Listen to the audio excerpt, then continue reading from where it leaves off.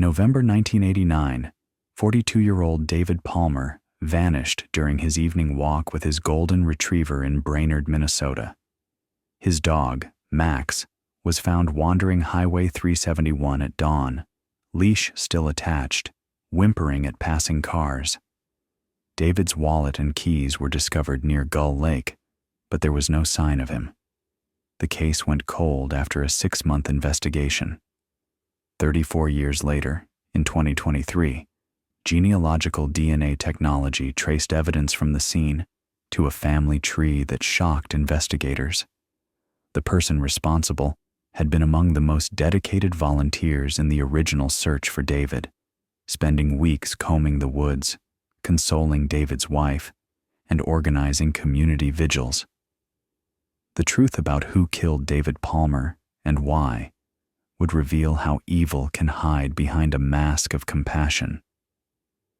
This case shows us that sometimes the people who appear most eager to help are the ones with the most to hide.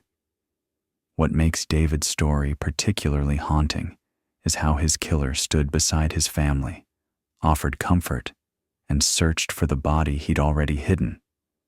The answers were always there, buried not just in the woods, but in plain sight. Before diving into this story, please subscribe to the channel.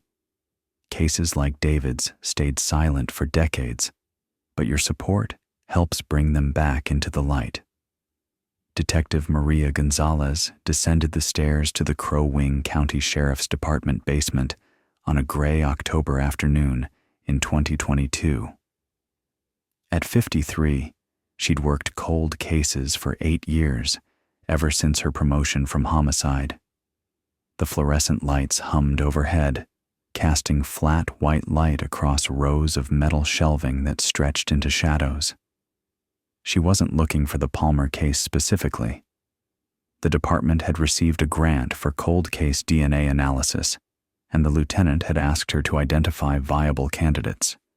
She moved methodically through the 1980s cases, pulling boxes at random, checking evidence logs for biological samples that might yield DNA. Box 127 sat on the third shelf from the bottom. The cardboard had faded to a dull beige, and someone had written Palmer, D, 1989, in black marker across the side. Maria pulled it down, noting how dust clouded the air as she set it on the metal table under the single overhead bulb. Inside, sealed in evidence bags gone brittle with age, were David Palmer's personal effects: a leather wallet containing $43 and a photograph of a young woman, a brass keyring with 5 keys, a small evidence envelope labeled Fabric Fibers, Victim's Jacket, another marked Blood Sample, Seen. Maria photographed each item with her phone, then checked the case file. The blood had been typed as O positive, David's blood type, but 1989 technology couldn't do more than that. The fabric fibers had never been analyzed beyond basic microscopy. She felt the familiar tightness in her chest that came when she sensed a solvable case. "This one," she whispered to the silent room. "This one can tell us what happened." November 15th, 1989. The last evening. David Palmer woke that Thursday at 5:30 a.m., same as always. He moved quietly through the house on Oak Street, not wanting to wake his wife, Ellen. In the kitchen, he made coffee in the Mr. Coffee machine they'd received as a wedding gift 18 years ago, listening to the early news on the radio. Something about the Berlin Wall coming down, history being made across the ocean. He'd worked for the United States Postal Service for 22 years, carrying the same route through Brainerd's north side. People knew him. Mrs. Henderson always offered him lemonade in summer. The Johnsons' kids waited for him on their porch, hoping he'd brought packages. He knew everyone's dogs, everyone's habits, who got what magazines and who was struggling to pay bills based on the collection notices that came through. That morning, he sorted mail at the post office, made small talk with other carriers, complained about his lower back. It had been bothering him for a week. He drove his mail truck through the familiar streets, delivered 247 pieces of mail according to his route sheet, and returned to the station by 4:15 p.m. Ellen was making meatloaf when he got home, the smell filling their small house.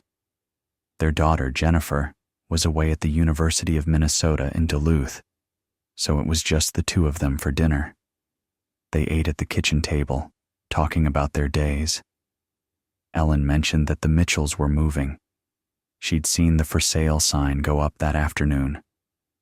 David said he'd noticed, had actually delivered what looked like real estate documents to them earlier in the week.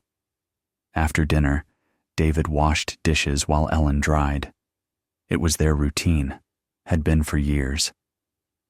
The evening news played on the small TV in the living room, something about Soviet troop withdrawals, changes happening everywhere. "I'm taking Max out," David called at 7:30 p.m., same time as every night. "Don't be too long," Ellen said. "It's getting cold." 20 minutes, same as always.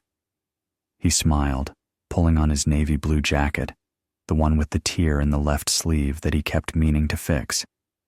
Max, their 3-year-old golden retriever, danced at the door, tail whipping back into the hallway. David clipped on Max's leash, kissed Ellen on the cheek, and stepped into the November darkness. The temperature had dropped to 32 degrees. His breath formed clouds in the air as he walked down Oak Street toward the trail that led to Gull Lake. Max pulled ahead, excited as always. That was the last time Ellen saw her husband alive. Ellen wasn't worried at first. David sometimes ran into neighbors on his evening walks, stopped to chat about the weather or the upcoming Thanksgiving holiday. But by 8:15, she walked to the front window, looking down the empty street. By 8:30, she'd put on her coat and walk to the end of Oak Street, calling his name into the darkness. A few neighbors were outside, returning from work or taking out trash. Had anyone seen David? No one had. At 8:45, she called the Brainerd Police Department. The dispatcher took her information, said an officer would come by. "He's probably fine, ma'am. Maybe the dog got loose and he's chasing him." "David would have come back to tell me," Ellen insisted. "He never just stays out." Officer Janet Torres arrived at 9:20 p.m. She was kind, professional, asked all the right questions. Where did David usually walk? Did he have any health problems? Any recent arguments or unusual behavior? Any reason he might want to leave? "No," Ellen kept saying. No. Something's wrong." Torres radioed for additional units. By 10 p.m., 3 patrol cars were searching the area around Gull Lake, flashlights cutting through the November dark. The temperature had dropped to 28 degrees.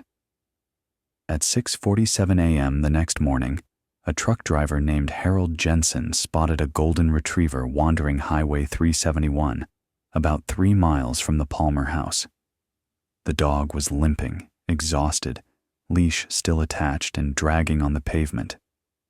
Harold stopped, coaxed the dog into his truck, and noticed the tag. Max Palmer, with a phone number. He called from a payphone at the gas station. Ellen answered on the first ring. She hadn't slept. "I have your dog," Harold said. "Where's my husband?" Ellen's voice cracked. "Where's David?" Detective Frank Morrison caught the case that Friday morning. At 48, he'd been with the Crow Wing County Sheriff's Department for 23 years, working everything from domestic disputes to the occasional homicide. He'd known David Palmer slightly. Brainerd wasn't big enough for people not to know each other at least by sight. Morrison organized search parties. 50 volunteers showed up that first day, spreading out along the trails around Gull Lake. Among them was Robert Carlson, a 36-year-old mechanic who lived 2 streets over from the Palmers. Carlson had volunteered immediately when he'd heard about David's disappearance, organizing other searchers, bringing coffee and maps, walking the same grid patterns over and over. "I just want to help," Carlson told Morrison. "David's a good guy. We've talked a few times when he delivered our mail. This is awful for Ellen." On the third day of searching, a volunteer found David's wallet and keys near the shore of Gull Lake, partially hidden under fallen leaves. The wallet was intact, money still inside. The keys were scattered, as if dropped. Crime scene technicians combed the area, finding boot prints in the soft earth, cigarette butts, beer cans, nothing definitively connected to David. They did find blood, droplets on a fallen log, more on nearby grass. Type O positive, David's blood type. Not enough to suggest he died there, but enough to indicate violence.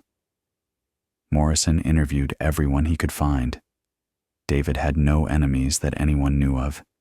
He didn't gamble, didn't drink beyond an occasional beer, wasn't having an affair. His finances were modest but stable. His marriage was solid. His daughter was thriving at college. There was no reason for David to run, and no reason for anyone to want him dead. The investigation expanded. Police searched the woods, dragged parts of Gull Lake, interviewed hundreds of people. They looked at sex offenders in the area, at recent parolees, at anyone with a history of violence. Nothing connected. Robert Carlson continued to help. He joined search parties for weeks, even after most volunteers had given up. He brought Ellen casseroles, helped her winterize the house, sat with her when she couldn't stop crying. Morrison noted Carlson's dedication, but saw no reason to question it. People sometimes need to help after tragedy, need to do something useful with their horror. By May 1990, 6 months after David's disappearance, the case had stalled. Morrison had interviewed 247 people, followed dozens of leads, collected evidence from 3 different possible crime scenes. The file was 3 inches thick with reports, statements, photographs, but there were no suspects, no body, no answers. The case went cold, joining the other unsolved files in the basement archive. Ellen Palmer continued to wait. For Ellen Palmer, time didn't pass so much as accumulate. Days stacked on each other, each one carrying David's absence like a weight that never lightened. She kept his clothes in the closet, his work boots by the door, his favorite coffee mug, chipped on the handle, in the cupboard where he'd always kept it. Their daughter Jennifer finished college, became a teacher, married a kind man named Tom, had 2 children. Ellen became grandma, learned to smile again in specific moments, but David's disappearance lived in her chest like a stone that never dissolved. Every Thanksgiving, every Christmas, every November 15th, the day became a marker of everything that stopped. She never moved from the house on Oak Street. People asked why she stayed, but she couldn't articulate it. If David ever found his way home, she needed to be there. Detective Frank Morrison retired in 2003, 14 years after working David's case. He'd solved other cases, closed other files, but David Palmer haunted him. At his retirement party, he mentioned it to his replacement. If you ever get a chance to revisit the Palmer case from '89, do it. That one deserves an answer. By 2022, forensic technology had evolved beyond what Morrison could have imagined in 1989. DNA analysis had become routine. Genealogical databases containing millions of genetic profiles had revolutionized cold case work. Detective Maria Gonzalez, who'd never met David Palmer, pulled his file from the archive with fresh eyes and modern tools. Maria sent the blood sample and fabric fibers to the Minnesota Bureau of Criminal Apprehension Lab in January 2023. The blood was David's. They confirmed that quickly using DNA extracted from his toothbrush, which Ellen had kept all these years in a box of his belongings. But the fabric fibers told a different story. Under microscopic analysis, the fibers from David's jacket showed microscopic tissue and a small amount of dried blood. Not David's blood. Someone else's blood. transferred during what the lab report described as likely close contact violent struggle. DNA extraction from 34-year-old dried blood is difficult, but possible. The lab worked carefully, using techniques that hadn't existed in 1989. After 3 weeks, they had a profile: male, Caucasian ancestry, enough markers to enter into CODIS, the FBI's combined DNA index system. No match in CODIS. This was the moment many cold cases died again, a DNA profile with no one to match it to. But Maria had one more option: genealogical DNA databases. She uploaded the profile to GED Match, a public database where people voluntarily submit their DNA to find relatives. Within hours, the system identified a third cousin match, someone who'd submitted their DNA out of curiosity about family history, never knowing they'd help solve a murder. Maria contacted genetic genealogist Dr. Rebecca Chen, who specialized in building family trees from DNA evidence. Chen worked backwards from the third cousin, constructing a family tree through birth records, marriage certificates, census data, and obituaries. It took 6 weeks of painstaking research, following branches of the family tree through 4 generations. In March 2023, Chen identified a candidate, Robert James Carlson, age 70, still living in Brainerd. Maria felt her pulse quicken as she cross-referenced the name with the original case file, there, in Morrison's notes from December 1989. Robert Carlson, neighbor, volunteer searcher, very helpful throughout investigation. She pulled every document mentioning Carlson. He'd been interviewed twice, briefly. He'd lived 2 streets from the Palmers. He'd reported seeing David occasionally when David delivered mail. He'd volunteered immediately when David disappeared, searching for weeks, even months. He'd helped Ellen Palmer with household tasks. He'd been there the entire time. Maria requested a DNA sample from Carlson, a routine request for elimination purposes in a cold case, she told him. He agreed without hesitation. "Anything to help," he said. "I've always wondered what happened to David." The sample went to the lab on March 15, 2023. Results came back on March 22nd. Perfect match. The blood on David Palmer's jacket belonged to Robert Carlson. Maria assembled her team in the conference room on March 23rd. Sheriff Tom Bradley, who'd been a rookie deputy in 1989, listened to her findings with his jaw clenched.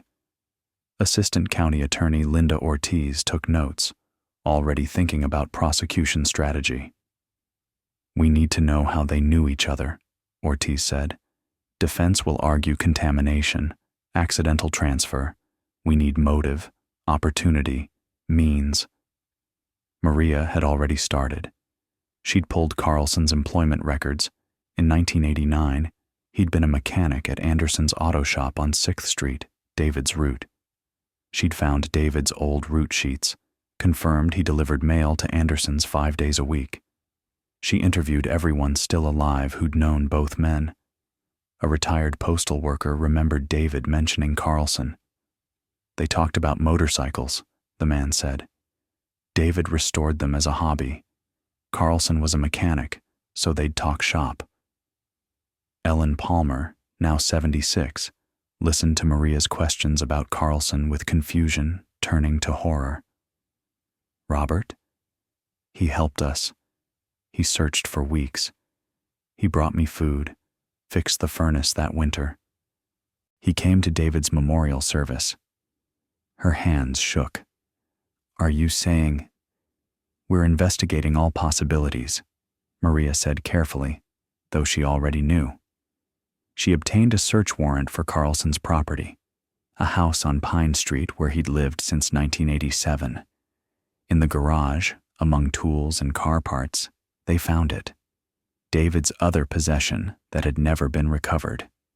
A vintage 1974 Harley-Davidson motorcycle, in pieces, hidden under a tarp in the back corner. The registration, when they traced it, showed it had belonged to David Palmer. He'd been restoring it in his garage, planning to ride it come spring. In Carlson's basement, they found more. A shoebox containing Polaroid photographs, 7 pictures of a man working on a motorcycle in a garage. David Palmer, clearly identifiable, absorbed in his restoration work. The photos were dated October and November 1989. The story began to emerge. Through interviews with people who'd known Carlson in 1989, Maria learned he'd had financial troubles.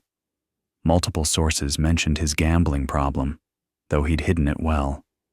His ex-wife, divorced from him in 1992, spoke freely after decades of silence. Robert wanted David's motorcycle, she said. He talked about it constantly that fall. Said David didn't know what he had, didn't appreciate it. Robert offered to buy it, but David said it wasn't for sale.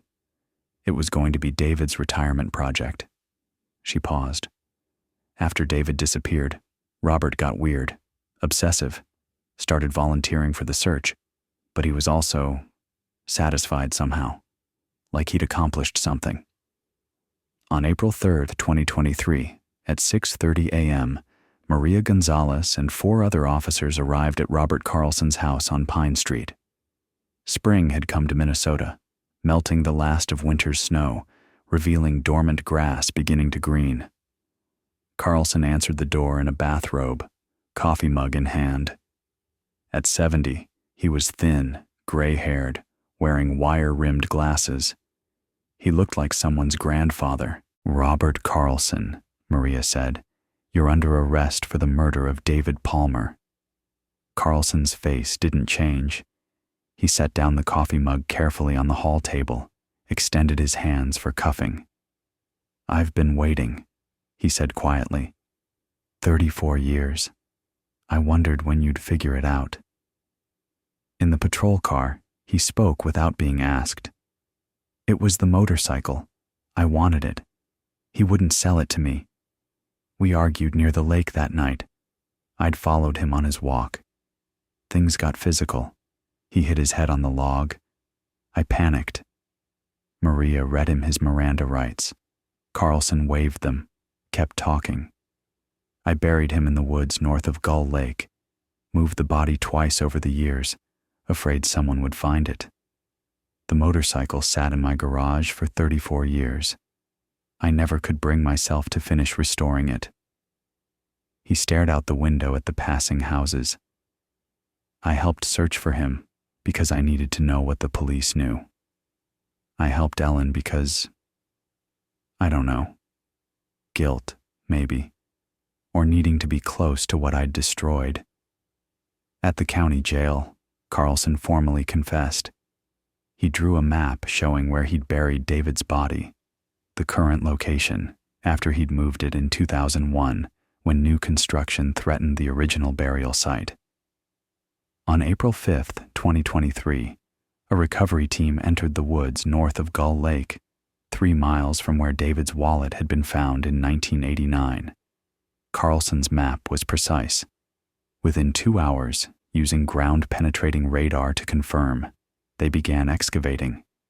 David Palmer's remains were 8 feet down, wrapped in deteriorated plastic sheeting, buried beneath decades of leaf matter and earth. The medical examiner, Dr. Patricia Ruiz, supervised the careful extraction. Dental records confirmed identity. Cause of death: blunt force trauma to the skull, consistent with Carlson's confession of David hitting his head on the log.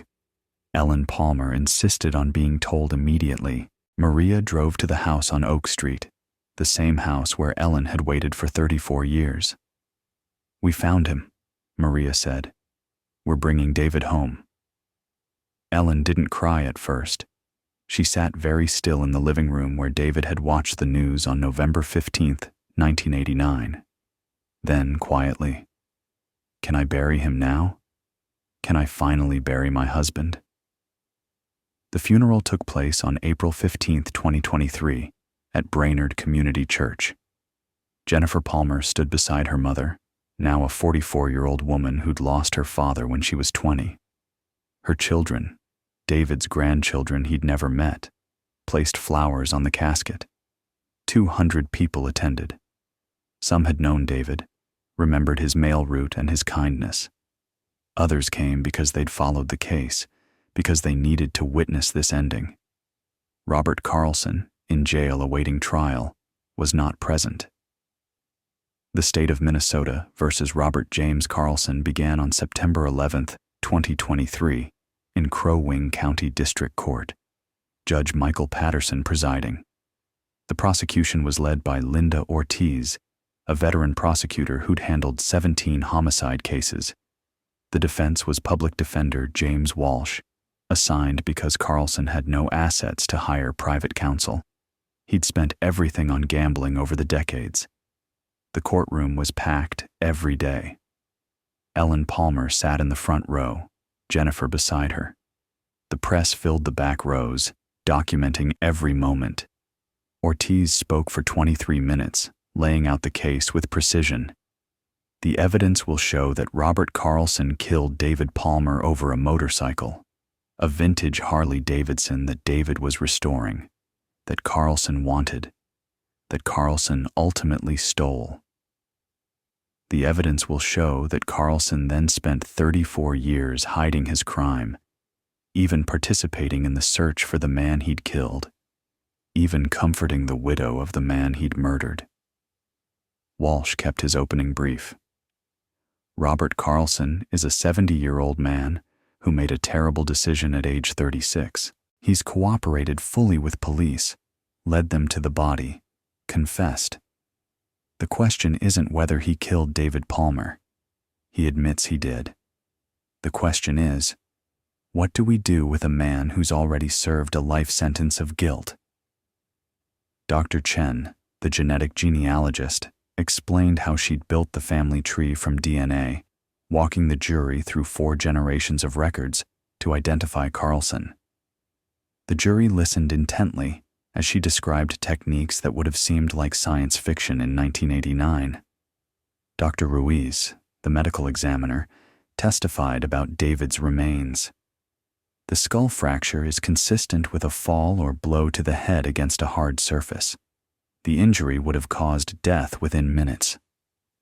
Detective Maria Gonzalez walked through the investigation, showing the jury photographs of evidence: the blood on David's jacket, the fabric fibers, the motorcycle in Carlson's garage, the Polaroids of David working on the bike. Ortiz played Carlson's confession video. The jury watched silently as Carlson, in the interview room, described following David that night, arguing about the motorcycle, pushing him, watching him fall and hit his head on the log. "I panicked," Carlson said on the video. "I should have called for help. Instead, I buried him and stole the bike. Then I pretended to search for him, pretended to care about Ellen, pretended to be helpful. I lived a lie for 34 years." Walsh called a psychologist who testified about guilt and trauma. Mr. Carlson has suffered severe depression for decades. His confession shows remorse. His cooperation shows acceptance of responsibility. Walsh put Carlson on the stand. "Why did you help search for David after you'd killed him?" Walsh asked. Carlson, older and frailer than in the confession video, spoke quietly. "I needed to know if I'd left evidence. At first, that's all it was, covering my tracks. But then, seeing Ellen's pain, Jennifer crying, the community grieving, I wanted to undo it. I couldn't, so I tried to help. It didn't help. Nothing helped." Ortiz's cross-examination was brief and devastating. "Mr. Carlson, you attended David Palmer's memorial service in 1990, correct?" "Yes." "You comforted his widow at that service?" "Yes." "You knew exactly where David's body was at that moment, didn't you?" "Yes." "And you said nothing. For 34 more years, you said nothing." Carlson had no answer. Closing arguments. Ortiz: Robert Carlson killed David Palmer for a motorcycle. Then he compounded that crime with 34 years of deception. He stole not just David's life, but Ellen's right to bury her husband, Jennifer's right to say goodbye to her father. Every day he stayed silent was another crime against this family. Justice delayed is not justice denied, not when we can still hold him accountable. Walsh. Robert Carlson committed a terrible crime. He knows it. He's confessed, cooperated, shown genuine remorse. He's 70 years old. Sentencing him harshly won't bring David Palmer back. It will only ensure a broken man dies in prison. Is that justice or revenge? The verdict. The jury deliberated for 11 hours over 2 days. On September 28, 2023, they returned to the courtroom. Judge Patterson addressed them. Has the jury reached a verdict? We have, Your Honor. How do you find the defendant on the charge of second-degree murder? Guilty. The courtroom was silent. Ellen Palmer closed her eyes. Jennifer held her mother's hand. Carlson showed no reaction, sitting perfectly still as he had throughout the trial. The sentencing hearing took place on November 15, 2023, 34 years to the day after David Palmer vanished. Ellen Palmer read a victim impact statement. At 76, she stood at the podium, reading from paper that trembled in her hands. David was 42 when Robert Carlson killed him. I was 42. We had our whole lives ahead of us. We were going to retire, travel, watch Jennifer build her life. Robert stole all of that. He stole 34 years of birthdays, anniversaries, ordinary Tuesday evenings.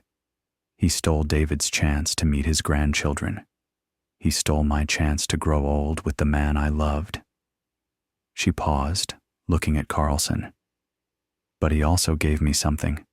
Proof that I wasn't crazy all those years when I insisted something was wrong, that David hadn't just left. David didn't abandon me. He was taken from me. That knowledge, finally, is something. Jennifer spoke next. I was 20 when my dad disappeared. I'm 54 now. Most of my life has been lived without him. I became a teacher, like he encouraged me to do. I got married, had kids, built a good life. But there was always a hole where he should have been. Every graduation, wedding, birth, he was missing. Robert Carlson made those moments bittersweet. I'll never forgive that. Judge Patterson addressed Carlson directly before sentencing. Mr. Carlson, you didn't just kill David Palmer. You tortured his family for 3 decades with uncertainty. You stood beside them at his memorial service, knowing exactly where you'd buried him. That level of deception shows a profound lack of empathy. Your cooperation now, while noted, doesn't undo 34 years of silence. The sentence, 40 years in prison. At 70, Robert Carlson would likely die incarcerated. Deputies led him away. He looked back once at Ellen Palmer, seemed about to speak, then turned and disappeared through the door. Ellen Palmer could finally close the estate. David Palmer, declared dead in 1995 after 7 years of legal absence, could now be properly laid to rest in the records as well as in the ground. Ellen updated his headstone at Brainerd Cemetery. David Michael Palmer, 1947-1989. Beloved husband and father. Home at last. The house on Oak Street went on the market in December 2023. Ellen moved to a smaller condo closer to Jennifer's family. I waited there for David, she told Maria during their final conversation. Now I know he's not coming home. I can leave. David's restored Harley Davidson, recovered from Carlson's garage, was returned to the family. Jennifer donated it to the Brainerd Historical Society, where it sits in a small display about the case. A placard reads, "This motorcycle became the center of a tragedy that took 34 years to solve. It reminds us that sometimes the smallest desires can lead to the darkest outcomes. Detective Maria Gonzalez received commendation from the Minnesota Department of Public Safety for her work on the case. She keeps David Palmer's case file in her office, not in the basement, not archived, but visible, a reminder of why cold cases matter. "Technology gave us the answer," she said in an interview 6 months after Carlson's conviction. But it was really about refusing to forget. Ellen never forgot. Frank Morrison never forgot. The people of Brainerd never forgot. When you hold on to a case for 34 years, when you refuse to let it go cold in your heart, even when the file is in the basement, that's when justice becomes possible. The case changed how Minnesota handles cold cases. The state allocated additional funding for DNA analysis of unsolved crimes. Genealogical databases became standard tools for investigators. Other families with missing loved ones found hope in David Palmer's story, proof that time doesn't make truth impossible to find. Robert Carlson, in prison, gave one final interview before declining all future media requests. Asked if he had anything to say to the Palmer family, he said only, "I'm sorry doesn't begin to cover it. I took everything from them. I know that. I'll die knowing that." Ellen Palmer turned 77 in January 2024. She spent Thanksgiving with Jennifer's family, held her grandchildren, felt something close to peace for the first time in decades. David's absence would always be there. You don't lose someone for 34 years and then simply move on. But uncertainty had been replaced with truth, and truth, however painful, was something she could live with. "I know what happened now," she said. "I know David didn't choose to leave me. I know where he is. I know he's at rest. After 34 years, that's enough." David Palmer's case reminds us that justice, though it may take decades, still matters. That families deserve answers. That cold cases are never truly cold while someone remembers, someone cares, someone refuses to let them disappear into the past. The people who wait, the Ellens of the world, holding on to hope through decades of silence, they deserve our refusal to give up. They deserve our commitment to finding truth, no matter how long it takes. Subscribe to hear more stories of cold cases where persistence, technology, and the refusal to forget finally brought answers home.